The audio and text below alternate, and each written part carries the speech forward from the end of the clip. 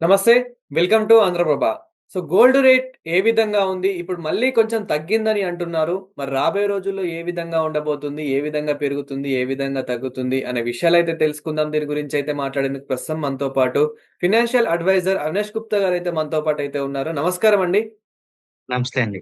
Sir gold price ఏ విధంగా ఉంది sir present? ఈరోజు గోల్డ్ గాని, మనం సిల్వర్ గాని చూసుకున్నట్టయితే గనక, ఈ రోజు గురించి మాట్లాడుకుంటే, ఈ రోజు ఏ విధంగా ఉంది సార్? తగ్గిందనుకోవచ్చా? పెరిగిందనుకోవచ్చా? సో, మరి గోల్డ్, సిల్వర్ ఒక 1 వీక్ నుంచి తగ్గుతూ వస్తుందండి. యాక్చువల్‌గా ఈ వార్ స్టార్ట్ అయినప్పుడు ప్రైస్ కొంచెం పెరిగింది. మళ్ళీ 1 వీక్ నుంచి తగ్గుతూ వస్తుంది. ఇప్పుడు చూసుకుంటే gold price 24 carrot 10 grams price 16,211 rupees అనేది ఉంది పర్ గ్రామ్. 22 క్యారెట్ 14,860 రూపీస్ ఉంది. 18 క్యారెట్ 12,158 రూపీస్ ఉంది. సిల్వర్ చూస్తుంటే మనకి పర్ కేజీ 2,90,000 దాకా ఉంది. ఓకే. సార్ అంటే రాబోయే రోజుల్లో ఏ విధంగా ఉండబోతుందనుకోవచ్చు సార్? సో, రాబోయే రోజుల్లో కూడా ఈ వోలటాలిటీ డెఫినెట్‌లీ కంటిన్యూ అవుతుంది. బట్ డ్రాస్టిక్‌గా పెరిగే అవకాశం లేదండి.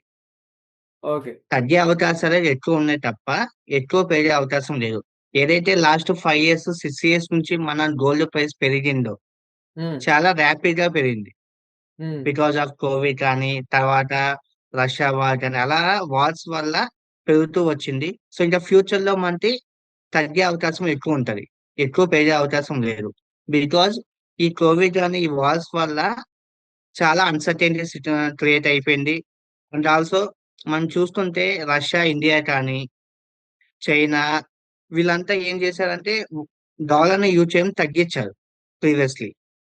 డాలర్‌ని యూజ్ చేయకుండా ఓన్ కరెన్సీస్‌తో ట్రేడ్ చేశారు. హ్మ్. బట్ ఫ్యూచర్‌లో అది పాసిబుల్ కాదు. మళ్ళీ రష్యా కూడా డాలర్స్‌తో ట్రేడ్ చేయడం స్టార్ట్ చేసిద్ది. ఇప్పుడు ఇరాన్, చైనా గూడా ఎక్కువ వాళ్ళ ఓన్ కరెన్సీస్‌లోనే ట్రేడ్ చేశారు. ఇరాన్ ఆయిల్‌ని పంపించిద్ది చైనాకి. చైనా ఏమో వాళ్ళ గూడ్స్‌ని ఇరాన్ పంపించిద్ది.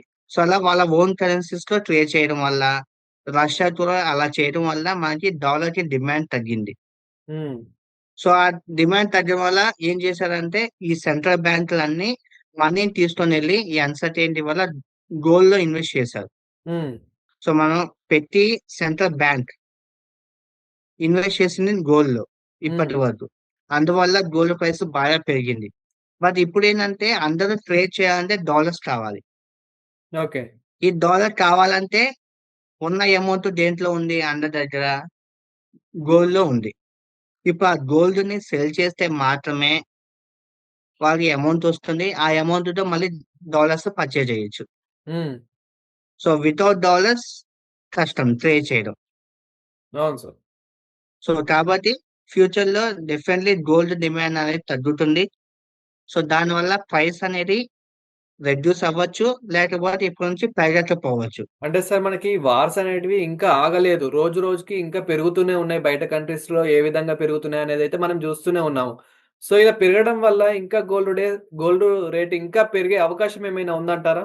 లేదండి. మెయిన్ రీజన్ అది. ఇందాక మనం అనుకున్నట్టు గోల్డ్ రేట్ పెరగడానికి కారణం సెంట్రల్ బ్యాంక్ పర్చేజ్ చేయడం. బట్ ఇప్పుడేంటంటే వాళ్ళు సెంట్రల్ బ్యాంక్ పర్చేజ్ చేసే అవకాశం లేదు కదా! వాళ్ళ దగ్గర ఫర్దర్‌గా అమౌంట్ లేదు. అండ్ ఆల్సో ఇంకా వాళ్ళకి అమౌంట్ కావాలి. హ్మ్. ఇప్పుడు ఏ కంట్రీ అయినా ఇంపోర్ట్స్ చేసుకోవాలి, ఎక్స్‌పోర్ట్స్ చేయాలి. అది చేయాలనుకుంటే వాళ్ళు క్రియేట్ చేయాల్సింది డాలర్స్‌లో. మరి డాలర్స్ రిజర్వ్స్ లేనప్పుడు ఏం చేస్తారు? మీరు చూస్తే ప్రతి కంట్రీ డాలర్ రిజర్వ్స్ తగ్గిపోయాయి లాస్ట్ 5 ఇయర్స్‌లో. ఇప్పుడు మళ్ళీ వాళ్ళు ఆ రిజర్వ్స్‌ని పెంచుకోవాలి. ఓకే. డాలర్ రిజర్వ్స్ పెరగాలి అంటే ఆటోమేటికల్లీ గోల్డ్ రిజర్వ్స్ తగ్గాలి. హ్మ్. సో, గోల్డ్ రిజర్వ్స్ తగ్గితే ఏమవుతుంది? గోల్డ్ మార్కెట్‌లోకి వస్తుంది. ఎక్కువ మంది సెల్ చేస్తారు. సో, డిమాండ్ తగ్గిపోతుంది.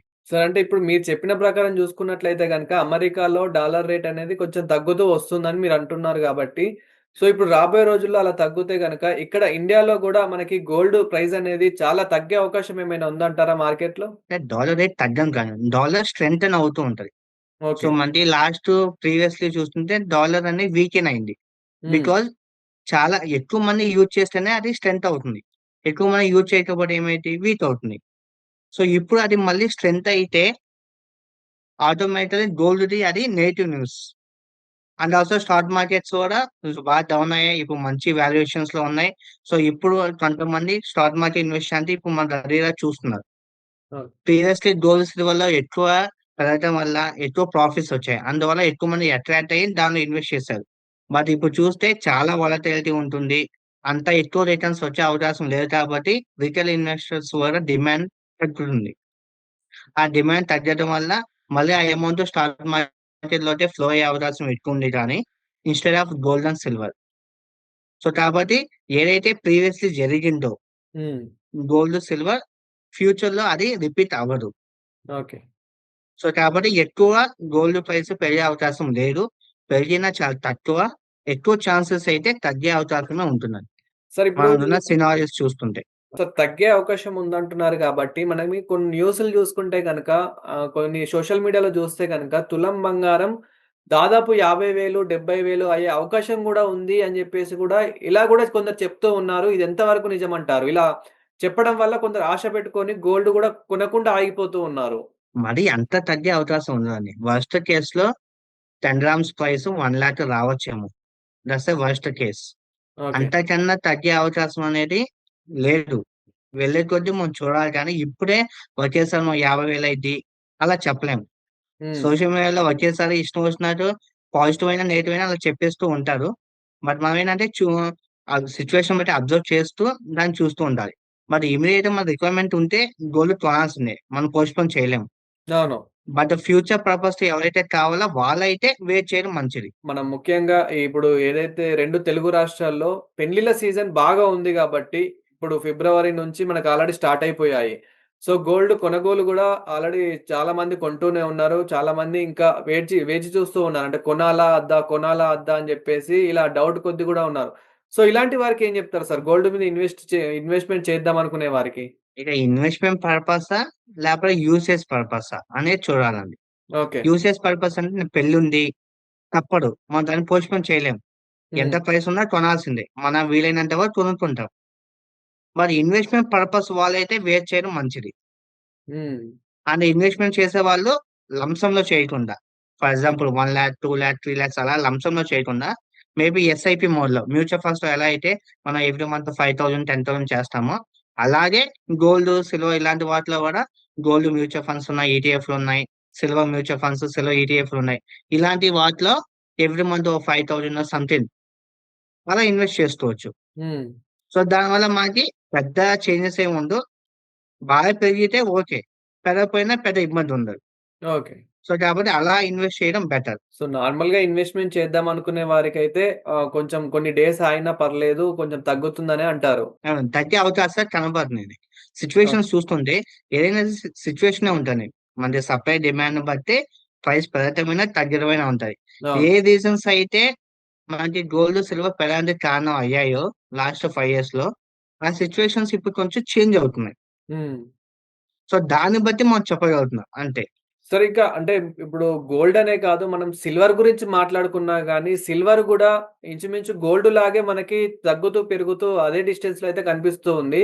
సో, సిల్వర్ గూడా ఏ విధంగా ఉండబోతుందనుకోవచ్చు సార్ రాబోయే రోజుల్లో? సిల్వర్ అయినా సేమే అండి. దాని రీజనబుల్ వాల్యుయేషన్‌లో అస్సలు లేదు. దాని వాల్యుయేషన్ కన్నా ఎక్కువనే ఉంది. దాని డిమాండ్ ఉంది. బట్ డిమాండ్ కన్నా ఎక్కువ ప్రైస్‌లో బయట సెల్ అవుతుంది. ట్రేడ్ హ్మ్. అవుతుంది. సో, కాబట్టి అది కూడా తగ్గే అవకాశాలే ఉండాలి. కొంచెం సిట్యుయేషన్స్ మారితే తగ్గే అవకాశమే ఉంటుంది. ఓకే.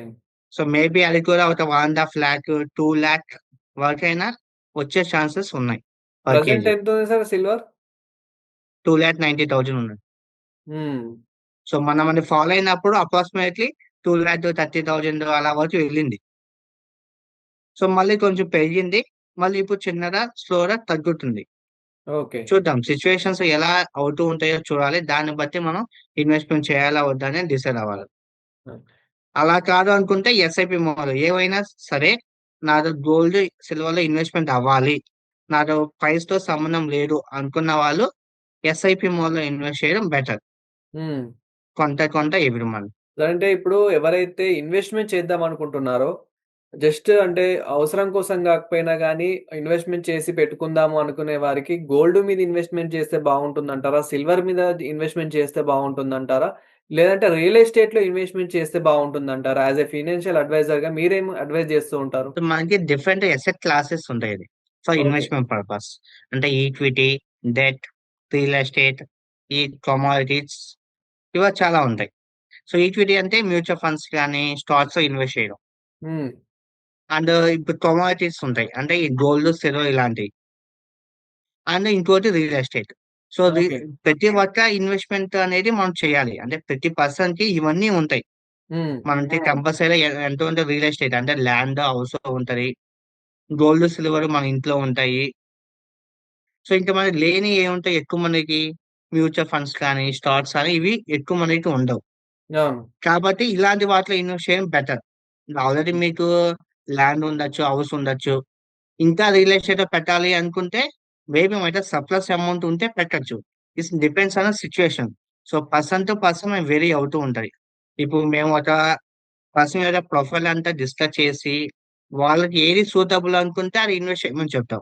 అది హ్మ్. రియల్ ఎస్టేట్ అవ్వచ్చు, మ్యూచువల్ ఫండ్స్, స్టాక్స్ అవ్వచ్చు, గోల్డ్, సిల్వర్ ఏదైనా సరే. యాజ్ పర్ ద రిక్వైర్మెంట్ వాళ్ళ గోల్స్ ఏంటి, వాళ్ళకి ఎప్పుడు కావాలి, దాన్ని బట్టి డిసైడ్ అయి ఉంటాయి. కానీ డైరెక్ట్ గా రియల్ ఎస్టేట్ లో పెట్టండి, డైరెక్ట్ గా మ్యూచువల్ ఫండ్స్ లో పెట్టండి అని చెప్పలేము. So okay. డిపెండ్స్ అన్న ప్రొఫైల్ మనం చూడాల్సి ఉంటది. సో ఎవ్రీథింగ్ అన్ని మంచివే.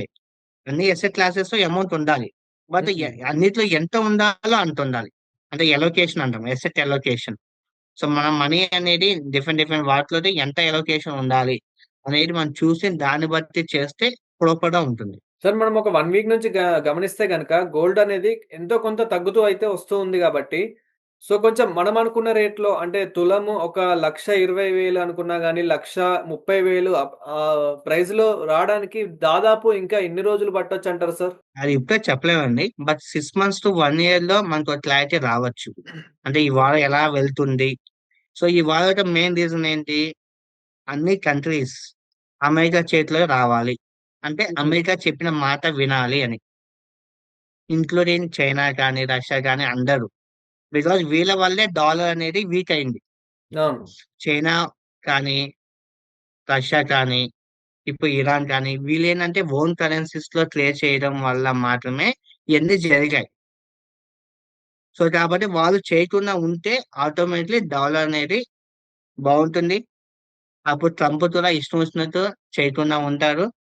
ఆటోమేటికలీ ఈ అన్సర్టైన్ సిచ్యువేషన్స్ కొంచెం తగ్గుతాయి. అప్పుడు మనం కొంచెం ఈ సిచ్యువేషన్స్ చూడొచ్చండి. నెక్స్ట్ 6 మంత్స్ టు 1 ఇయర్ లో మేబీ మనకు క్లారిటీ రావచ్చు. అండ్ ఆల్సో అమెరికాలో నవంబర్ లో మనకి మిడ్ టర్మ్ ఎలక్షన్స్ ఉన్నాయి. సో దాన్ని బట్టి కూడా మనకు ఒక క్లారిటీ రావచ్చు. ఆ మిడ్ టర్మ్ ఎలక్షన్స్ లో ట్రంప్ అగేన్స్ట్ ఏమైనా వచ్చాయనుకోండి, హ్మ్. మేబీ తన కొన్న బిహేవియర్ ని మార్చుకోవచ్చు. అంటే మార్చుకో మీన్స్ ఇప్పుడు అగ్రెసివ్ గా ఇష్టం వచ్చినట్టు చేస్తున్నారు. మేబీ అప్పుడు కొంచెం నార్మల్ అవ్వచ్చేమో. సో ఇలా కొన్ని మనం ఇప్పుడే చెప్పలేము. బట్ 6 మంత్స్ టు 1 ఇయర్ లో ఒక క్లారిటీ ఏమైనా రావచ్చు అనేది అనుకుంటున్నాను. సార్ అంటే ఇంకొకటి ఏమనుకుంటున్నారు అంటే, మనకి బయట ప్రచారం అనేది చాలా జరుగుతుంది. ఏంటంటే, అమ్మో! ఇంత రేటు పెరిగిపోయింది. ఇంకా తులం బంగారం 2,00,000 గూడా దాటేస్తుందేమో, 2,00,000కి గూడా రీచ్ అవుతుందేమో అని జెప్పేసి మనం బయట పాపం వాళ్ళు మాట్లాడుకుంటా ఉంటే మనం ఎన్నో వింటూ ఉంటాము. మీతో పాటు గూడా ఇలాంటి క్వెషన్ చాలా మంది అడిగే ఉంటారు. 2,00,000 వరకు రీచ్ అవుతుందా అని. సో, అలాంటి వారికి ఏం జెప్తారు సార్? డెఫినెట్లీ అంత ఛాన్స్ అయితే లేదండి. హ్మ్. ఇంకా సిచ్యువేషన్స్ వరస్ట్ అయితే తప్ప. ఆల్రెడీ వరస్ట్ సిచ్యువేషన్స్ చాలా వచ్చాయి. అవును. ఇంకా వరస్ట్ వచ్చిందా అంటే చెప్పలేం. మేబీ రావచ్చు. బట్ ఇప్పుడున్న సిచ్యువేషన్స్ బట్టి మాత్రం మనం చెప్పగలం. ఇప్పుడున్న సిచ్యువేషన్స్ ఏదైతే ఉన్నాయో, జరుగుతున్నాయో దాన్ని బట్టి చూస్తే మాత్రం 2,00,000 నియర్ బై లో అవ్వటం పాసిబిలిటీ లేదు. Near by means next 1 year లోనో, 2 ఇయర్స్ లోనో అవ్వటం అయితే పాసిబిలిటీ లేదు. హ్మ్. బట్ ఓవర్ టైమ్ లో ఎంతో కొంత పెరుగుతూనే ఉంటది. అప్పుడు అవ్వచ్చేమో కానీ, బట్ అంత తొందరగా అంటే ఒక 1 ఇయర్ లోనో, 6 మంత్స్ లోనో అయిద్ది అనేది కూడా impossible. Thank you sir. Thank you. Thank you. చూసారు గదా! గోల్డ్ అండ్ సిల్వర్ ఇన్ఫర్మేషన్ అయితే. ఇలాంటి మరిన్ని ఇన్ఫర్మేటివ్ వీడియోస్ కోసం చూస్తూనే ఉండండి 'ఆంధ్రప్రభ లైఫ్ ఛానల్'.